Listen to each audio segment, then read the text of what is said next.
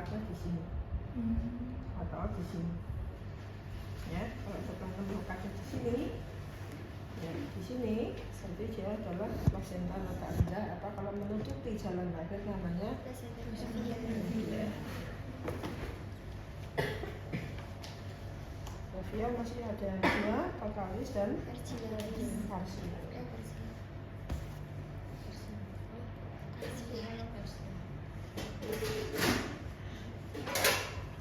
Kalau dia totalis itu dia benar-benar nutupin parsial dia tuh menutupi tapi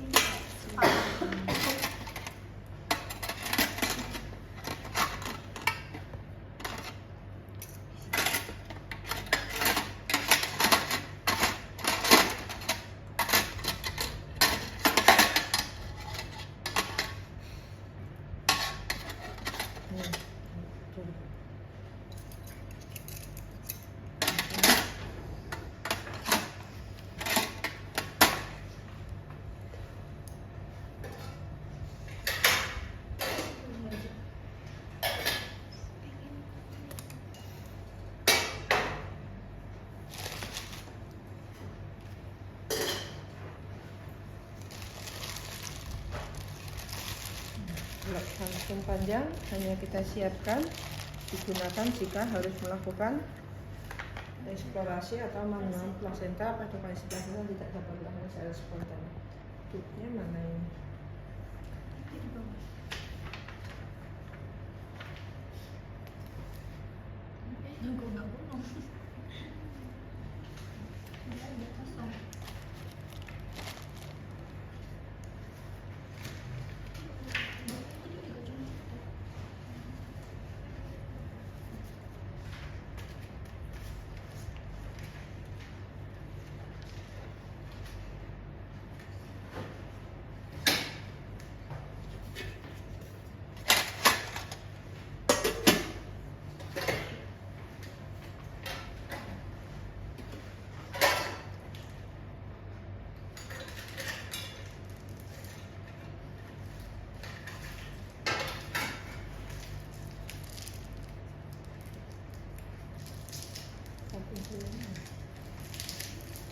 Kemudian dari satu spek yang bisa tembus ya, karena bagian dari langkah 60 langkah adalah mempersiapkan oksigenasi.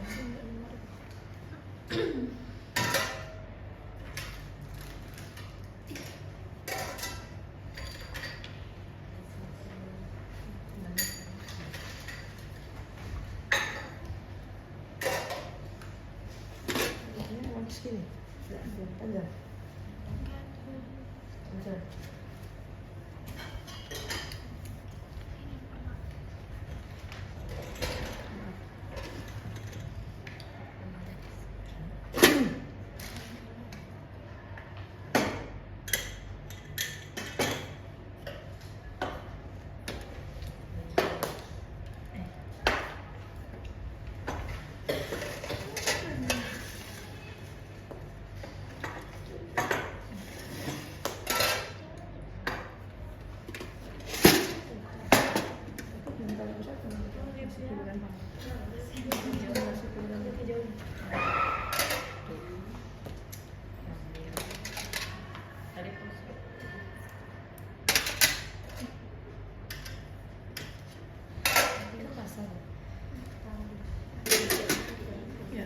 Kita mulai dari persiapan alat berkaitan dengan persalinan normal, ya set partus lengkap. Kemarin kita sudah di materi 1 dan set partus lengkap. Ya kemudian ya ditambahkan di dalamnya adalah kasa.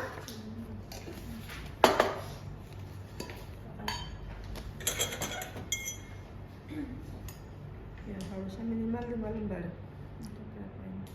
Di box tadi masih ada. Dan kapas cukup 1 karena ini hanya untuk mempersiapkan ketika penyuntikan oksitosin.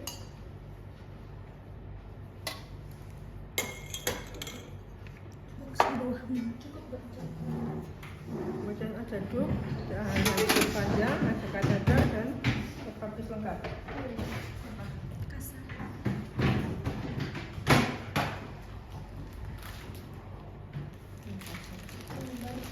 Ya. Sebentar lagi cukup. Ya, baik. Persiapan yang lain adalah tempat meja resitasi yang dilengkapi dengan lampu. Ya, kemudian setelah kita siapkan alat,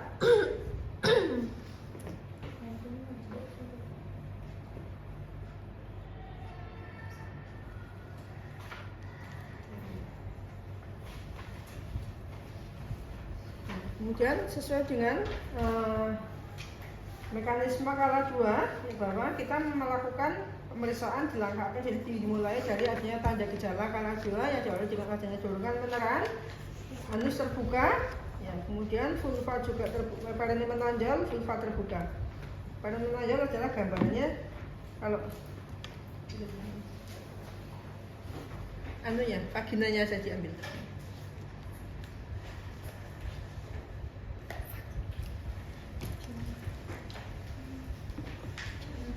Kalau gambaran perineum menonjol itu seperti ini. Menonjol ya. Ya.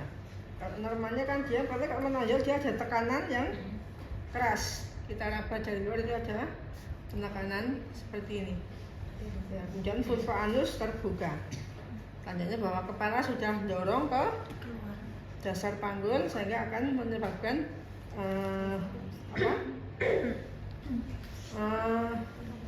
penonjolan perineum dan anus. Ya, kemudian setelah tanda gejala kala 2 itu didapatkan, ya, dorongan meneran bukan tanda utama karena tidak ada diikuti dengan perineum menonjol dan anus terbuka. Kadang pasien kalau dia tidak tahan sakit buka 7 aja sudah mengejar terus. Yang saya alami dulu sama, saya buka 6 sudah rasanya ingin ngejen karena kepala sudah sangat turun, tapi porsinya belum lengkap, meterannya belum lengkap, sehingga tetap kita nggak boleh mengejan dulu. Jadi patokannya kalau ada pasien ingin mengejan, rasa ingin mengejan tapi belum diikuti dengan adanya penonjolan perineum dan anus terbuka, jangan dipimpin. Miringkan pasien untuk nafas panjang, relaksasi, atur nafas dengan cara miring ke kiri. Ya, oke. Ya, kemudian ya, melihat tanda gejala 2 sudah, kemudian kita selanjutnya adalah memastikan ya pembukaan lengkap atau belum. Pastikan pembukaan lengkap, ada nyanyiannya. Tanda gejala kala 2 baru untuk siapa lain siapkan diri. Ya, kemudian udah ada itu kita mempersiapkan diri, ya memakai celemek, pastikan alat, celemek, cuci, sarung, oksi. Bisa dilihat, memakai celemek, cuci tangan,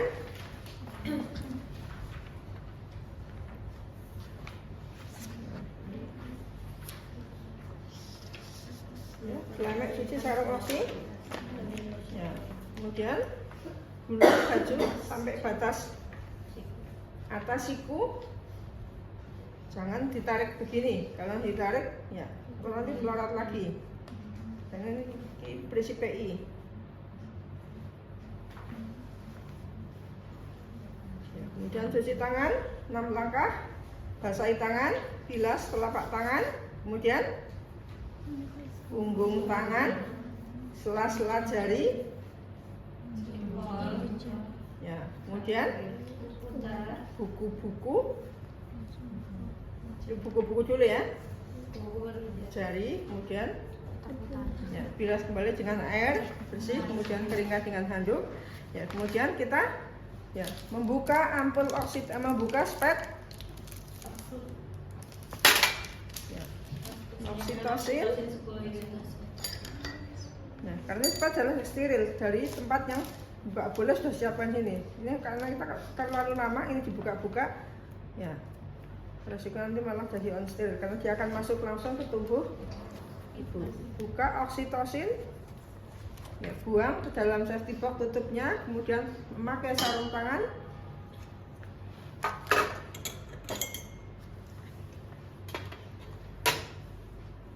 Jangan disingkat nih, memang di sini karena nanti masih harus tutup. Pastikan dulu.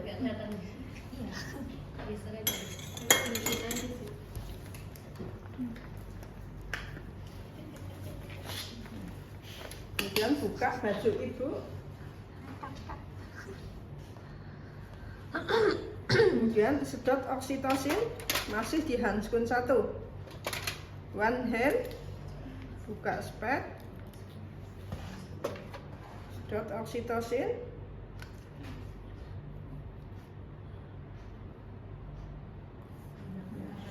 buang ke safety box ampulnya, kemudian pastikan tidak ada gelembung udara.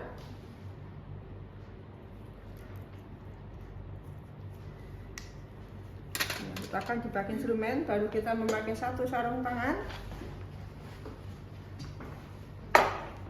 Dekatkan bengkok.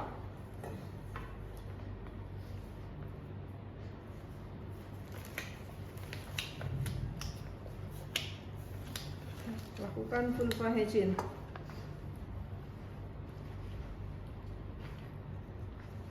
Basahi dengan air DDT. Ya, usap vagina. Saya ke sini ya. Kelihatan vagina ya.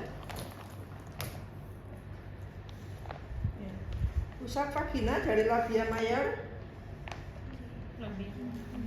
dua labia major, kemudian buka vagina labia minor dengan tangan kiri, bersihkan labia minor.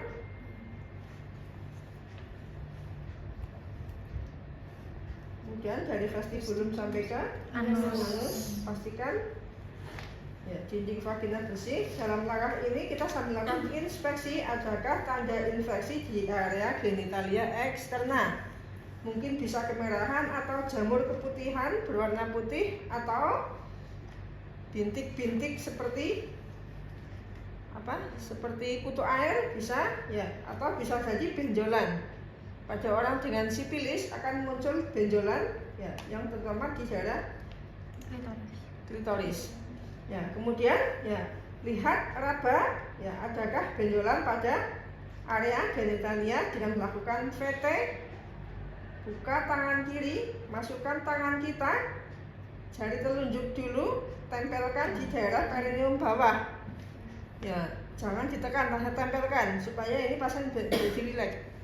Kalau di sini nggak begitu sakit. Kalau Anda meletakkan jari di sini, karena pusat saraf vagina ada di klitoris. Sehingga buka labia adalah bagian tengah-tengah atau mendekati ke bawah yang sifatnya membantu supaya tangan kita masuk lebih gampang. Masukkan jari telunjuk, ya, diikuti jari tengah, raba dinding vagina. Adakah benjolan dari Bartolini atau benjolan yang lain? Raba dinding keduanya kanan dan kiri. Kemudian ya, makin kita masuk, lepaskan tangan kiri kita dari memegang buka vagina, sudah tangan kita sudah masuk. Ya, pindahkan tangan kanan, tangan kiri untuk meraba fundus. Pastikan VT dilakukan saat tidak sedang ada kontraksi. Kalau ada kontraksi kita VT, pembukaannya akan beda. Ketika ada kencang itu kan dorongannya kuat, sehingga kadang pembukaan seperti terutama jangan buka 2 ke atas, itu akan kita seperti buka 3, tapi ternyata ketika tidak ada kontraksi ternyata masih 2.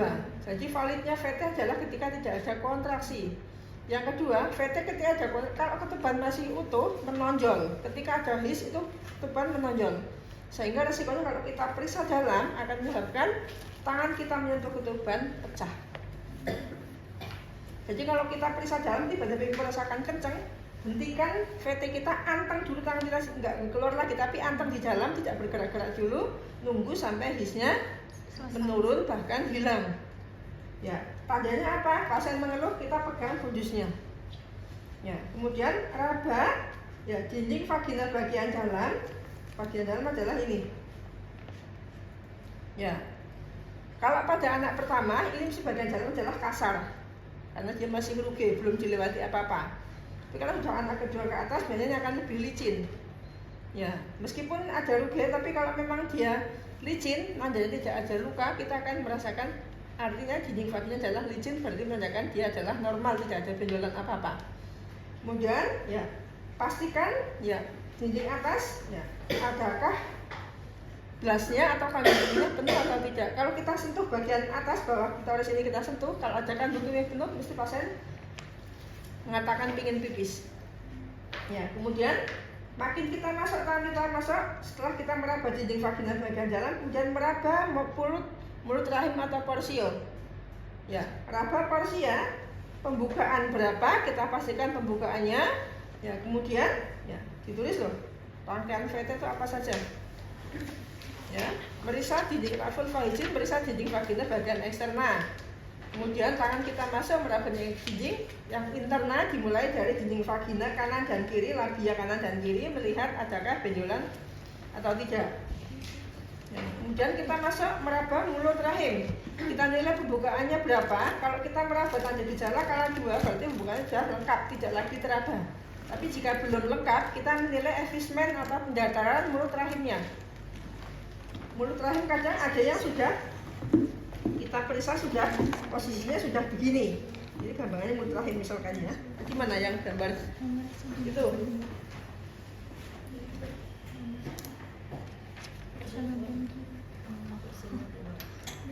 Ya.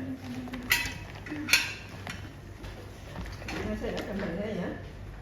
Ini mulut rahim. Kalau kita VT ada yang masih mulut rahimnya masih ke sana, masih di sana. Itu namanya masih posterior, masih di belakang. Atau bisa juga dia nukik begini. Ya, karena uterus ada dua bentuk, dia antofleksi, dia akan begini. Retrofleksi, dia akan begini. Retro kita VT vaginal, dia akan porsinya akan ini ke atas. Tapi kalau antofleksi, ini banyak akan tegak lurus. Ya, jadi kalau kita VT kita raba bagian dalam vagina, ya uterus tidak selamanya porsinya tidak selamanya di posisi sudah di sini. Kadang ada yang masih posterior, ya kemudian mulai mendatar, ini sudah miring, kemudian ada yang sudah mendatar, dia sudah tegak lurus di dinding vagina. Kalau begini kita VT langsung bisa masuk, meraba mulut rahim langsung bisa. Ya, tapi kalau masih posterior, kadang tangan kita harus masuk jauh ke sana untuk bisa meraba mulut rahim. Cari cincinnya, lingkaran ini nggak segampang kita yang namanya VT nggak segampang yang kita bayangkan begitu kita masuk ke mulut rahim enggak. Kadang kita mencari mulut rahim ini kadang sulit. Saya 3 kali, menolak persalinan yang ke-6, saya bisa merasakan VT porsi baru paham betul ya saya nolong yang ke-6. Dulu di tempatnya Bu Umuhan JBPM praktik menjadi umuhan. Ya, jadi kalau kita sudah masuk, ya kemudian meraba mulut rahim. Pembukaan kalau sudah lengkap tidak akan meraba. Kalau belum kita akan menilai ya effacement atau pendataran tebal tipisnya mulut rahim berapa senti kira-kira. Ya, kemudian ya sudah effacement pendataran, kemudian ya lunak atau kaku. Tipis atau tebal, lunak atau kaku. Ya. Pada porsi yang kaku pembukaannya akan lebih lama. Kalau di mulut rahim yang lunak biasanya pembukaannya lebih cepat. Ya. Kemudian sudah kita raba, sudah pembukaan lengkap, porsi tidak teraba, tinggal kita mengukur penurunan kepalanya. Kita raba bagian kepala atau bagian rendahnya apa? Kita dapatkan di sini kita karena APN adalah kita dapatkan bagian adalah kepala. Ya, oke, kita pindah gini ya. Kita meraba kepala. Ya, kemudian kalau kepala kita yang harus kita raba adalah ya sutura sagittalisnya di mana ubun-ubun kecil atau ubun-ubun besar ini harus kita pastikan. Ya. Ya, ini sudah di posisi jam 1 belum. Tangannya dimasukin ke porsionya atau menunggu buka sendiri? Ya? Itu tangannya dimasukin ke porsio atau menunggu Ya, buka semuanya sendiri? dua tangan ini kita masuk untuk meraba bagian rendah kepala. Ya, kita dapatkan ini sudah ya bagian posisi presentasi kepala. Ya, kepala sudah turun di hot. Kalau ini sudah di hot 3. Ya, kemudian ya muka teraba di jam 1. Ini berarti dia masih melakukan putaran paksi dalam belum sempurna. Ya. Kemudian sudah dapat ini, ya. Kalau hot 3 berarti kita masih harus mimpin persalinan jangan dengan menggunakan sarung tangan. Ya. Kemudian ya jika ketuban masih utuh maka kita lakukan amniotomi. Ambil setengah cover.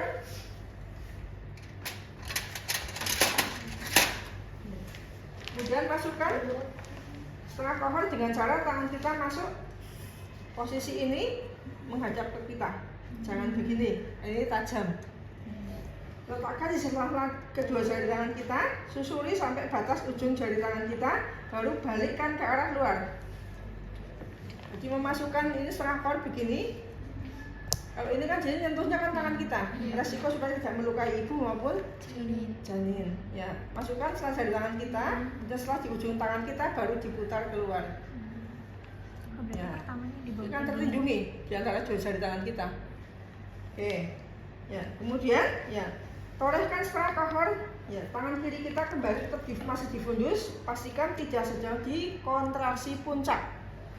Kalau ada puncak his, ketuban mengalir kita pecahkan gampang banget. Tapi resikonya adalah emboli air ketuban. Karena pembuluh darah semua yang di uterus adalah dalam kondisi terbuka. Maka kita melakukan amniotomi tunggu sampai hisnya menurun, bahkan kalau saya nunggu hilang. Saya punya pengalaman dokter menolong bidan juga dulu di Cirebon. Ya, TKU Cirebon itu ya, bidannya sana teman saya bersalin, ya, pembukaan lengkap, dipecah ketubannya 14. Ibunya? Iya, karena ada emboli air ketuban nggak menunggu jam.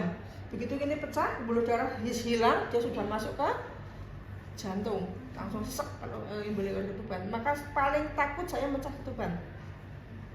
Lebih baik mecah ketuban saja ada his, kita agak sulit mecahnya karena kadang ketuban nempel, kulitnya nempel ke kepala bayi sehingga dipecahkan agak sulit. Tapi itu lebih aman daripada ketika dapat yang gampang. Ya, pecahkan setelah kohor saat his mulai menurun, bahkan tidak ada his. Depan pecah, ya, tampung ini di dalam tempat bengkok yang ditutup dengan VT, putar kembali setengah kohor ke arah dalam. Ya, keluarkan kembali di sela-sela jari tangan kita seperti ketika masuk. Letakkan di sini. Tangan kita belum keluar juga. Nilai kembali ya, bagian rendah janin makin turun atau tidak. Kemudian ya, raba bagian kecil ikut mengembung atau tidak, seperti tali pusat dan bisa juga ekstremitas tangan atau kaki. Ya, kalau tali pusat menumbung, maka jangan keluarkan tangan kita. Fiksasi kepala bayi atau bahkan dorong ke atas supaya tidak tertekan. Tali pusat tidak tertekan kepala bayi. Rujuk ke rumah sakit tanpa melihat G berapa, entah itu G1, G2, G3. Ketika ada tali pusat menumbung di tempat kita praktik, ya rujuk. Makin dia tertekan, makin dia turun tali pusatnya menumbung itu begini. Ini kepala bayi, ini di sini, di depannya kepala bayi. Dengan jadi ketika masuk ke pintu bawah bawah ini kan akhirnya kan tekan tali pusat kan? Iya. Ya. Padahal ketika kepala belum defleksi, masih menopang kehidupan janin di dalam uterus, sehingga resiko adalah asfiksia, bahkan bisa menyebabkan kematian janin. Jadi kalau kita dapatkan setelah ketuban pecah kok ada bagian yang menumbung, jangan keluarkan tangan kita, tetap di dalam, menekan kepala, dorong ke atas supaya tali pusat tidak tertekan kepala bayi. Paham ya? Oke, jangan tidak ada bagian selanjutnya menumbung, baru kita keluarkan tangan kita. Buka kembali dengan vagina, buka dengan tangan kiri, keluarkan secara perlahan nilai sarung tangan dan jari darah. Warna ketuban, apakah mekonium atau tidak dalam sarung tangan yang habis kita lakukan periksa dalam. Kalau ada ketuban keruh, maka harus kita siapkan betul oksigenasi untuk bisa dipasangkan ke ibunya. Harapannya tidak menyebabkan asfiksia karena warna ketuban yang kental, ya, kalau sampai tersedak ke mulut bayi bisa menyebabkan gangguan pernapasan. Kemudian baru singkirkan alat. Ya, buang ke tempat sampah infeksius. Ya, cairan kita buang juga ke ember khusus yang kita gunakan untuk penampung tubuh. Ya, kemudian ya, rendam ke dalam klorin. Ini untuk sampah ya. Celupkan handphone kita ke dalam klorin, lepaskan cara terbalik. Cek denyut jantung janin.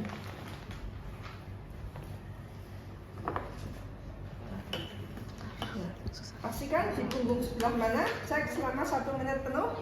Letakkan linek, tangan kanan kita meraba nadi ibu untuk membandingkan apakah ini nadi atau denyut jantung bayi. Ya, kita dapatkan selama 1 menit.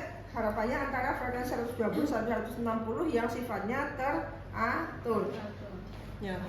Kemudian pengecekan dilakukan setiap kali di antara setelah kontraksi atau minimal 15 menit ketika mimpin persalinan. Kalau sebelum pembukaan lengkap belum mimpin hanya 3 menit. Kalau kita sudah masuk pembukaan lengkap kita mimpin persalinan, sebaiknya di setelah his lakukan cek DJJ atau minimal 15 menit 1 kali.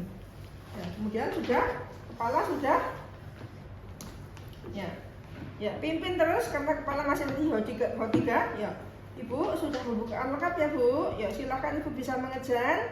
Ya, ambil posisi nyaman Ibu dulu ya, boleh sambil miring boleh atau sambil kakinya diangkat ditekuk juga boleh. Pimpin mengejar. Ya, saat ada kontraksi Ibu diminta mengejar. Di sela-sela kontraksi berikan pemenuhan rehidrasi nutrisi, minum, makan boleh diberikan sambil tetap dipantau ya, dengan diobservasi di samping pasien.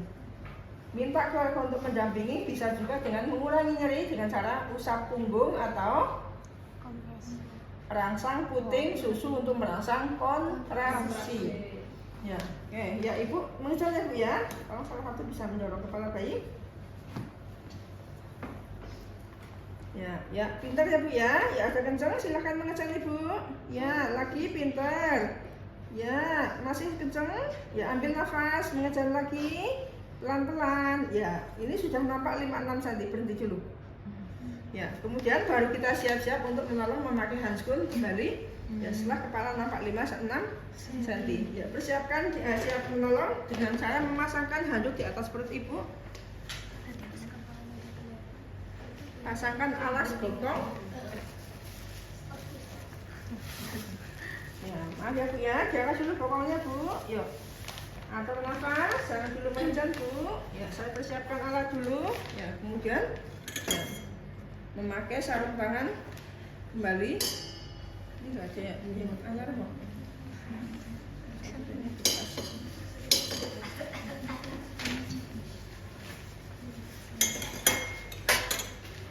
Bukan itu.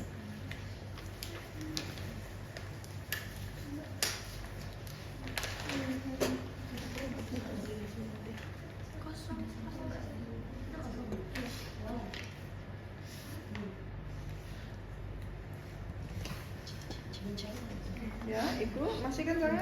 Ya, bisa mengejar lagi Ibu. Ya, pasangkan. Ya, tuh, yang dilipat sepertiga bagian. Ya, Ibu mengejar Ibu ya. Ya, ini fungsinya adalah di sini diletakkan. Ya, fungsinya adalah kita membantu ketika menahan perineum supaya tidak terjadi robekan. Ya, lakukan ya pertolongan kelahiran dengan menahan perineum, tangan kanan menahan perineum, menggunakan duk tangan kiri kita menahan puncak kepala supaya tidak defleksi terlalu cepat, dengan cepetan akhirnya yang atas robek. Ya, Ibu pintar mengejar Ibu. Ya, lagi. Ya, pintar, masih kencang mengejar lagi Bu. Ya, dikit lagi. Nafas dulu kalau nggak kencang. Ya, masih. Ya, sudah lahir Bu kepalanya Bu. Ya, cukup Bu nafasnya diatur, jangan mengejar ya Bu ya. Ya, setelah kepala lahir, ya kemudian tunggu putaran paksi luar sambil kita mengecek lilitan, adakah lilitan tali pusat. Jika ada lilitan tali pusat, kendorkan. Jika ada saja kendorkan, maka lakukan pemotongan pengikatan tali pusat dengan ada kedua ujung tali pusat. Lem kanan kiri potong, baru kita nunggu kelahiran bayi. Ibu ya, sebentar ya Bu ya. Ya, kepala muter ke arah punggung semula, kaki punggungnya kanan ya.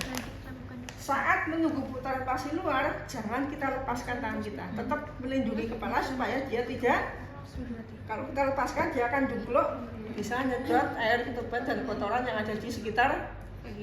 Ya, tahan atau lindungi dengan, tapi jangan ditahan begini. Lindungi bawah kepala bayi dengan tangan kanan kita. Ya, ini sudah muter ke arah punggung semula. Lakukan biparietal.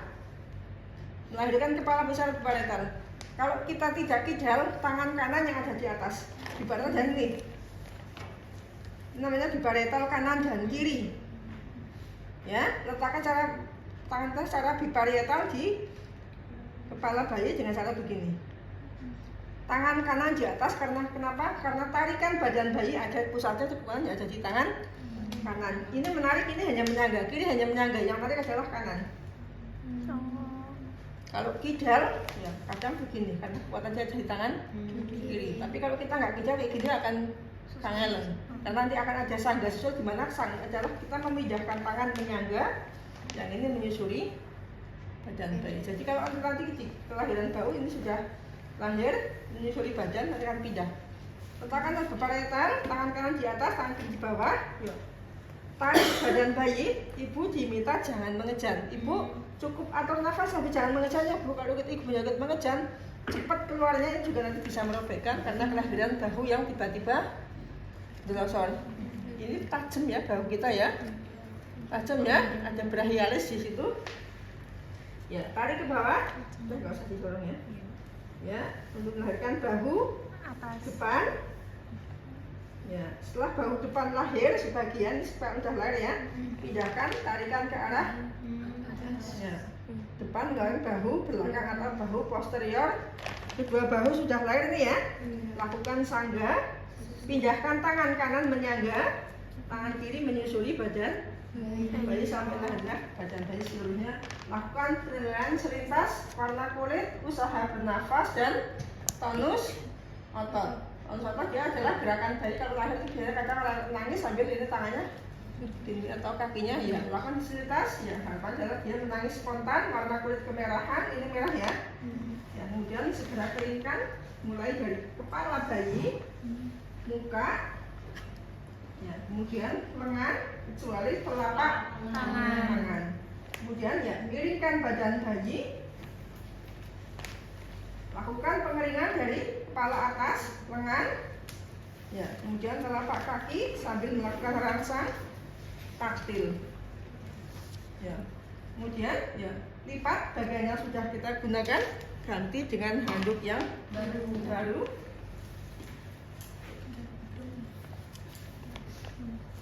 Ya, sambil kita miringkan, bersihkan, ya, kemudian lipat yang kotor, ganti dengan yang baru.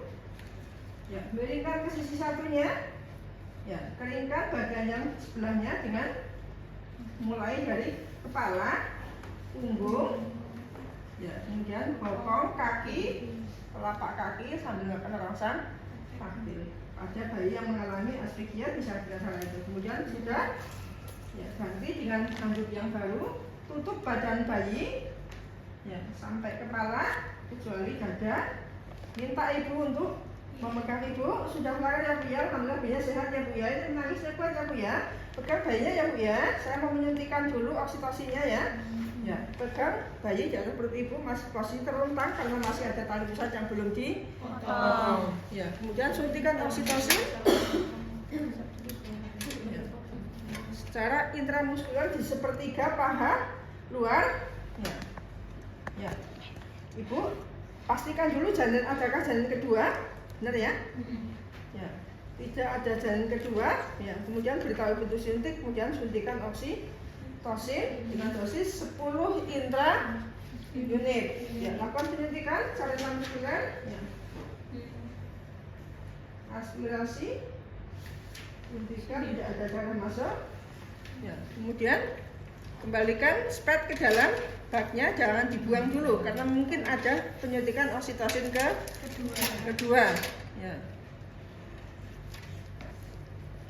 Ya, kemudian sambil nunggu reaksi oksitosin ini berlangsung dalam waktu kurang lebih 2 menit. Ya, kemudian kita kembali ke bayi untuk melakukan pemotongan dan pengikatan tali pusat. Ini masukkan ke dalam ember cucian kotor. Lakukan pemotongan dan pengikatan tali pusat. Ya.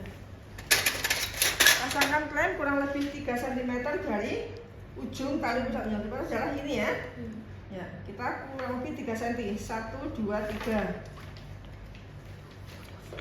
Ya.